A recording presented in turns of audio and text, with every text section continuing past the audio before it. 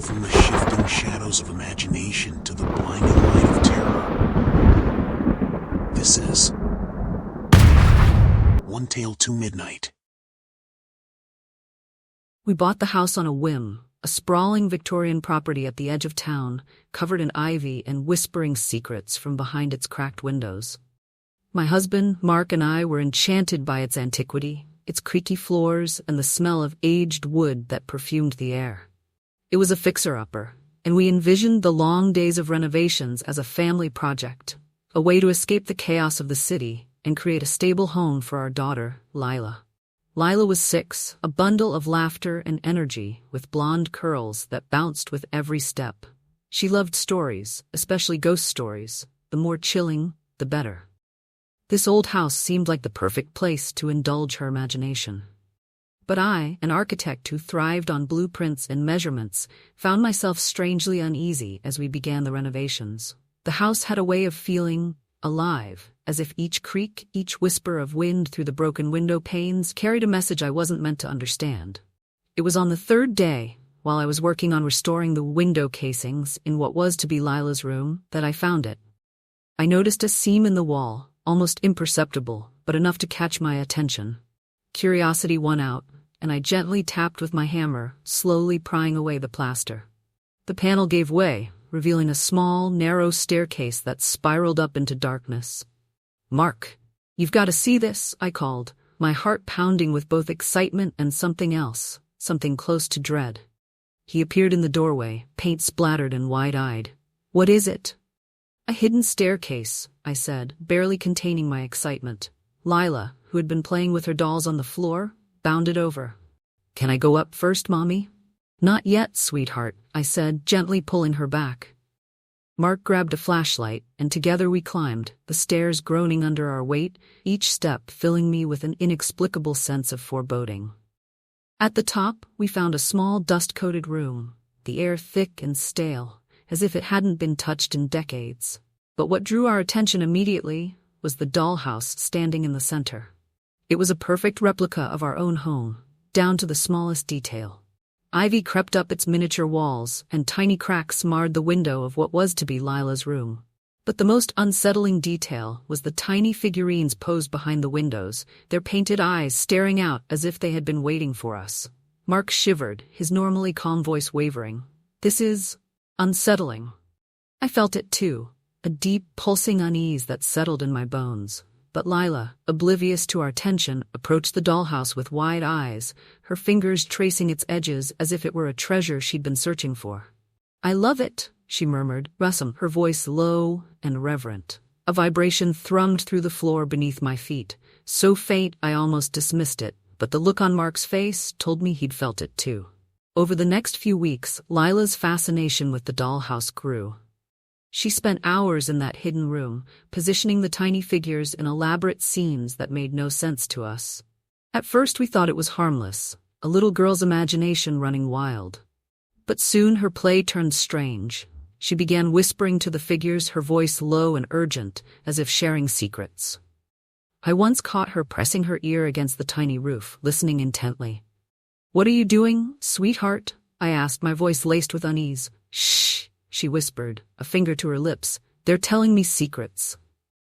"Who?" I asked, the question feeling heavier than it should have. She turned, her blue eyes dark and distant. "The children who live inside. They miss me when I leave." My stomach twisted, but I forced a smile. "It's just a toy, Lila. You know that, right?" She nodded, but her gaze lingered on the dollhouse, her small hand resting on its roof as if it were a pet she couldn't bear to part with. Lila's behavior grew stranger. She'd wake in the middle of the night, her soft giggles echoing through the house. Mark and I would find her sitting by the dollhouse, talking to the tiny figures, sometimes in a language neither of us recognized. One evening, Mark found her singing a strange, haunting lullaby, her voice high and tuneful, filled with words that sounded old, ancient even. "Rebecca, this isn't normal," Mark said one night as we sat in the kitchen, the sound of Lila's eerie lullaby drifting down the stairs. I took his hand, feeling the same fear that lurked in his eyes. "What do you think we should do?" He hesitated, his gaze fixed on the ceiling. "Maybe we should move the dollhouse to the attic. It might break whatever spell it has over her. The next morning, we carried it up to the attic, hiding it under a dusty old sheet. But when we came downstairs, Lila was waiting for us, her face pale, her eyes filled with fury. "You took it away," she said, her voice a venomous hiss. "It's just a toy, Lila," I said, trying to calm her, but she turned away, a strange smile twisting her lips. That night, we found the dollhouse back in her room. The sheet discarded, its tiny figurines rearranged. This time they stood in a circle, facing outward as if protecting something. Mark and I shared a look of mutual horror, but Lila's eyes sparkled with excitement as she darted to the dollhouse, whispering to the figures as if they were old friends. The strange occurrences escalated. One night I woke to a soft, rhythmic tapping. I sat up, listening as it grew louder, filling the room with a dreadful sense of anticipation. Mark stirred beside me, his eyes wide. "Did you hear that?" he whispered. Before I could answer, we heard Lila's voice, clear as day, echoing from the direction of the hidden room. We hurried down the hall, our steps quickening as her voice grew louder. We reached the door to the hidden staircase, but Lila wasn't there. Then from behind the door we heard a voice, soft and childlike, but with a cold, unnatural tone. "Mommy, I'm in here." My heart thudded painfully as I grabbed the door handle, flinging it open. The hidden room was empty, save for the dollhouse, its tiny windows glowing faintly. "Lila?"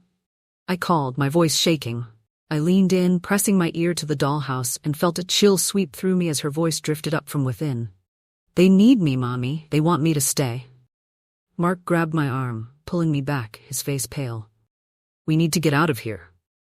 We scooped Lila into our arms and ran, our hearts pounding. But the moment we reached the staircase, the house seemed to come alive. Shadows danced along the walls, and the air grew thick, almost tangible. As we stumbled into the hallway, the door to the hidden room slammed shut behind us with a resounding bang, sealing away whatever horrors lurked inside. But the terror didn't end there. That night, after putting Lila to bed, I heard it again, the faint, ghostly echo of a child's laughter, drifting up from the hidden room. Mark lay beside me, his body tense, and we listened as the laughter grew louder, filling the house with an unbearable sense of dread. The next morning, Lila awoke with no memory of the night before. She smiled up at us, her blue eyes bright and innocent, as if the darkness that had gripped her had simply vanished. But Mark and I knew better. We packed up what we could and left that same day, abandoning the house and everything inside. Even now, as we try to move on, the memories linger. Sometimes, in the dead of night, I hear tiny footsteps across the floor, a soft giggle echoing through the walls. And in my dreams, I find myself back in that hidden room, standing before the dollhouse, trapped inside its miniature walls. Unable to escape as tiny, painted eyes stare out at me, watching, waiting forever.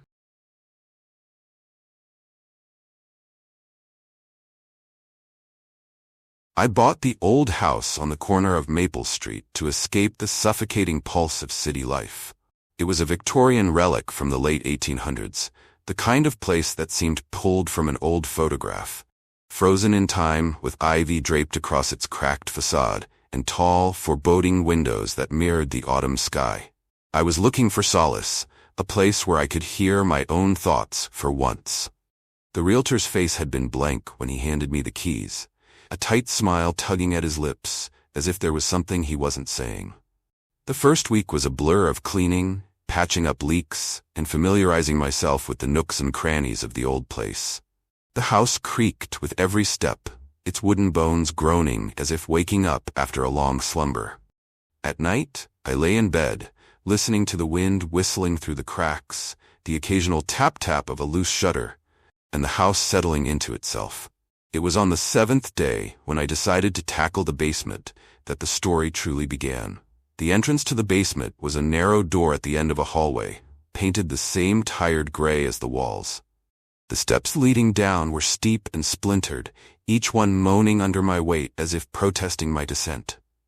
The air thickened as I went down, carrying a scent of damp earth and something metallic. The light from the bare bulb flickered uncertainly when I pulled the chain, casting a weak, jaundiced glow over the room.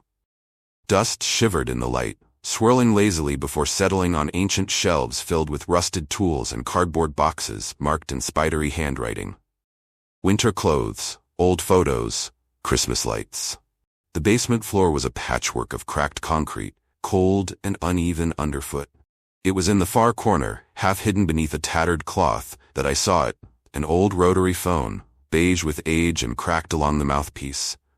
Next to it sat an answering machine, equally ancient, its plastic yellowed and warped at the edges. I walked over, a strange tightness in my chest, and touched the rotary dial. It was cold, heavier than I expected. My fingers hesitated, then pressed play on the answering machine. Static crackled through the air like the hiss of an old radio. Then a voice emerged, male, thin and trembling, as if it had to fight its way out of the machine. If you're listening, it's too late. It knows. It knows you're here.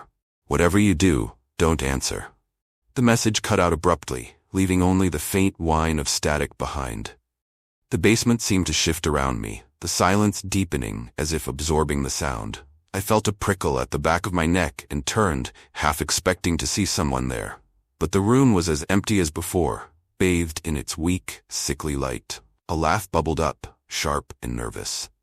It's just an old message, I told myself, backing toward the stairs. But something about the voice, the urgency woven through each syllable, stayed with me long after I shut the basement door behind me. I spent the rest of the day distracting myself with repairs, patching cracks in the kitchen wall, and replacing hinges on stubborn cabinets. By evening, the sun dipped below the horizon, casting the house in deep shadows. I turned on the living room lamp, its warm glow fighting the encroaching dark, and settled into an armchair with a book. The quiet settled around me like a blanket, comforting at first. But as the minutes ticked by, I became aware of a different kind of silence, one that hummed and vibrated at the edges of perception. It was then that I heard it, the soft, muted ring of the rotary phone. My breath caught in my throat. The sound was distant but unmistakable, echoing up from the basement. One ring, two, three. I sat frozen, my heart a drumbeat in my chest. The ringing stopped abruptly, and for a long moment the house seemed to hold its breath.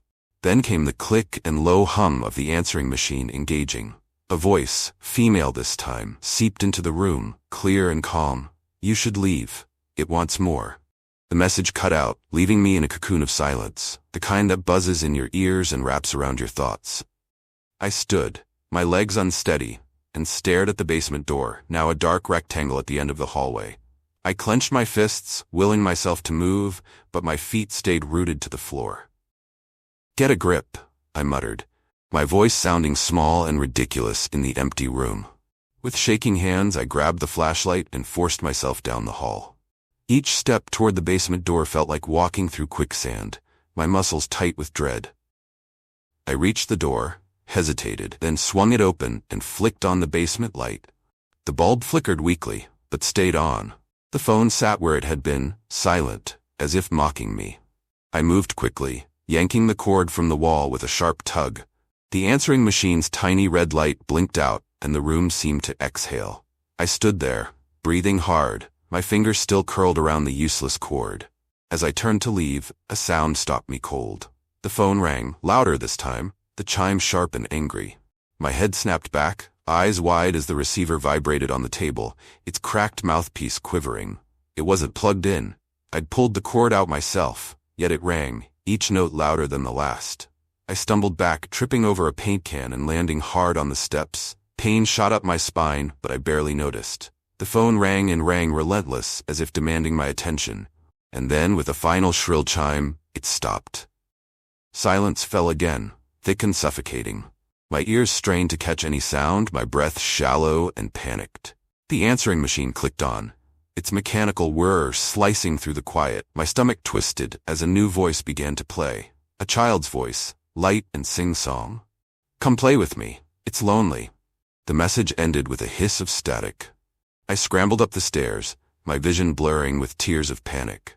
I slammed the basement door shut and locked it, my hands shaking so badly I could barely turn the key. I backed away, eyes fixed on the door, half expecting it to burst open, but it didn't. It stayed shut, as silent as the grave. I didn't sleep that night. The lamp in the living room stayed on, casting long, jittery shadows that danced whenever the wind pressed against the house. I sat curled up on the couch, every creak and groan of the old house making me jump. The morning light didn't chase away the terror. I called Ben, my oldest friend, who lived 2 towns over. He'd always been the logical one, the skeptic who found reason in the most bizarre stories. If anyone could talk me out of this madness, it would be him. Ben, I need you to come over. There's something wrong with this house, I said, my voice frayed. Calm down, man, he replied, his voice steady. I'll be there by evening. We'll figure it out, okay? He arrived as the sky darkened, a 6-pack in hand, and a grin on his face. Haunted house stories, huh? You've been watching too many late-night movies. He joked, but the tension in my face must have silenced him. His smile faded, replaced with a look of concern. Okay, show me. I led him to the basement, flipping the light on before either of us stepped inside. The phone and answering machine sat on the table, motionless, the silence around them, sharp and waiting. That's it, he said, arching an eyebrow. Looks like it hasn't worked in a decade. As if in response, the phone rang. We both jumped, eyes locked on the vibrating receiver. Ben's smirk vanished, and he swallowed hard. He stepped forward and picked up the phone, his knuckles white around the handle. Hello? His voice was a whisper, barely audible. Whatever he heard made his eyes widen, the color draining from his face. He dropped the receiver, and it swung back and forth on its cord, clattering against the table with a hollow thud. Ben? What did you hear? My voice cracked. He took a step back, shaking his head, his lips moving wordlessly. Finally, he looked at me, eyes wide and wild. We need to get out of here, he whispered, his voice hollow. The phone, now off the hook, emitted a low, continuous tone that filled the room, growing louder and louder until it felt like it was pressing against my skull. We bolted up the stairs, slamming the door shut behind us. The tone stopped abruptly, leaving an echo in its wake that hummed in my bones. That night, Ben stayed with me, neither of us daring to speak. We sat in silence as the wind picked up outside, rattling the windows. Every time the house creaked, we exchanged glances, eyes wide and sleepless. At around 3 a.m, just as the sky started to lighten with the first hint of dawn, the phone rang again. This time, the sound was faint, distant, as if it were coming from deep within the walls. We sat frozen, listening as the ringing continued, each chime more insistent than the last. When it finally stopped, the answering machine clicked on, and the house fell deathly silent. A new voice, low and guttural, echoed through the floorboards. It's too late. The house on Maple Street remains empty to this day. Locals say that on quiet nights when the wind is still, you can hear the faint ringing of an old rotary phone, calling out for someone brave or foolish enough to answer.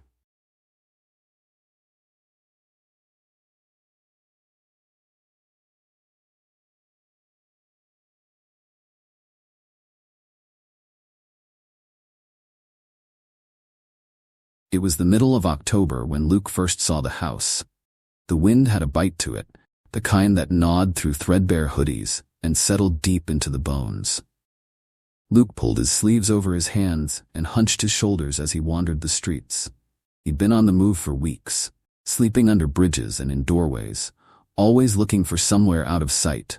His face was thin, his eyes dark-ringed with exhaustion, and every step felt heavier than the last. When he saw the house at the end of Maple Avenue, it was as if it had been waiting for him. It loomed, a tall, squat thing with peeling yellow paint and boarded-up windows that seemed to stare like hollow eyes. The lawn was a tangle of dead grass and weeds, the mailbox rusted and hanging at an angle. But it had 4 walls and a roof, and that was more than Luke had had in weeks. With a cautious glance over his shoulder to make sure no one was watching, he crossed the street and tried the front door. It was locked, but a broken window around the side gave him an easy way in. He climbed over the jagged glass and landed in what had once been a living room. The carpet was threadbare, worn down to patches that revealed splintered wooden floorboards. The room smelled of mildew and dust, and the cold seeped through the cracks in the walls. Luke dropped his worn backpack on the floor and surveyed the room. The furnishings were dated. Big, boxy chairs with avocado green upholstery, a wooden console TV with rounded corners, and a cracked coffee table littered with yellowed newspapers. It was as if the house had been abandoned overnight in the late 70s and no one had bothered to reclaim it. He searched the house methodically, starting with the kitchen. The cabinets were empty, save for a few rusted cans whose labels had long since faded. The fridge door hung open, the inside coated with a dark, moldy residue that made him gag. There was no electricity, no running water, but the house was solid, and it would do. That first night, he huddled in an old sleeping bag he found in one of the upstairs bedrooms. The silence was complete, pressing against him like a heavy blanket. As he drifted off, he thought he heard a soft creak, like the shift of weight on old wood, but he told himself it was the house settling and closed his eyes. The following night, he woke to a sound that shouldn't have been there. It was a low hum, steady and rhythmic. Luke blinked in the darkness, disoriented. The sound grew louder, and he realized it was coming from downstairs. Heart thumping, he crept to the top of the staircase and peered down. The living room was bathed in a dim, flickering light. The old tube-style TV, which he'd assumed was broken, glowed an eerie blue. It shouldn't have been possible. The house had no electricity, no power at all, but the screen crackled with static, and shapes moved within the snow. Luke hesitated, every instinct telling him to run. But he was too tired, too cold to go back into the night without knowing what was happening. He descended the stairs one cautious step at a time, the old wood groaning beneath his weight. When he reached the bottom, he saw the screen shift, the static coalescing into an image. At first it was just a room, a dimly lit dining room that looked familiar, with the same 70s-style furniture that filled the house. The camera panned, shaking slightly as if someone was holding it. Luke's breath caught in his throat as a man came into view, tall and broad-shouldered with hollow eyes and a stony expression. He moved with a calm precision, picking up a carving knife from the table. There was something in the way he held it, a cold, detached intent that made Luke's stomach turn. The man moved out of the frame, and the screen flickered. Luke took a step back, the urge to flee stronger now.